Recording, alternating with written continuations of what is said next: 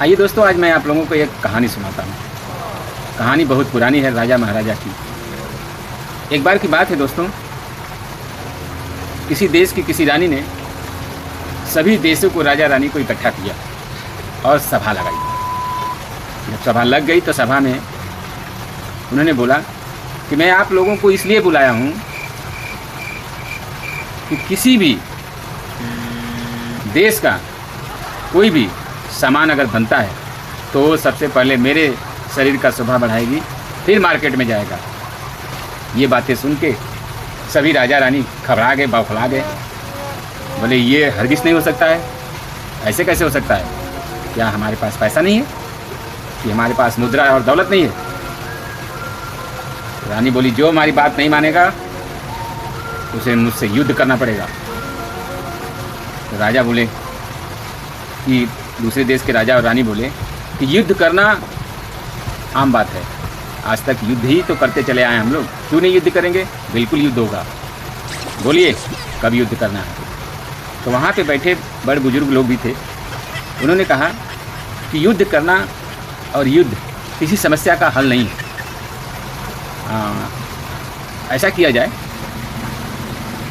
कि अगर कोई वस्तु बनता है तो उसकी एक कीमत तय किया जाए, जो पैसा ज़्यादा देगा वो पहले पहनेगा, फिर उसके बाद वो मार्केट में जाएगा। तो बोले ठीक है। कुछ दिन बाद फिर सभा लगी और एक हीरो का हार बन के आया, उसकी बोली लगने लगी। उस ज़माने में हीरो की हार की कीमत थी 1 लाख रुपया। बोली चढ़ते चढ़ते 1 लाख, 2 लाख, 10 लाख, 50 लाख, 60 लाख, 1 करोड़ तक बोली चली गई।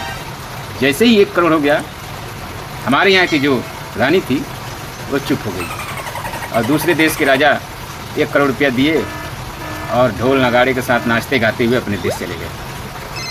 दूसरे दिन जब सभा लगी तो मंत्री ने बोला कि रानी साहिबा, इससे ज़्यादा घनघोर बेइज्जती आज तक मैंने कभी नहीं देखा। ये बेइज्जती नहीं है तो और क्या है? रानी बोली क्या हुआ?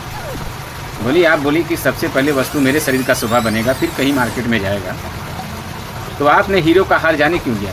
ले लिए होते, हमारी बेइज्जती हो गई, हमारे राज्य की बेइज्जती हो गई। तो रानी बोली कि मंत्री सबसे पहले बैठ जाओ, अगर आपके पास दिमाग होता तो आप यहाँ होते और मैं आपकी जगह पे होता। और ये बताओ कि आप जो कपड़े पहने हो वो लमसम कितने का होगा? मंत्री बोला रानी साहिबा ये कपड़े तो आप ही दिए हो। नहीं, फिर भी एक अंदाज बताओ कितने का होगा? यही कोई मान के चलिए रुपया 2 रुपया का।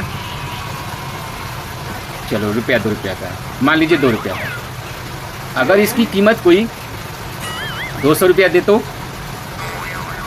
मंत्री चौंक गया, बोला रानी साहिबा अगर 200 रुपया मिलेगा तो ऐसे बहुत से कपड़े आ जाएंगे और मैं बहुत अमीर बन जाऊंगा।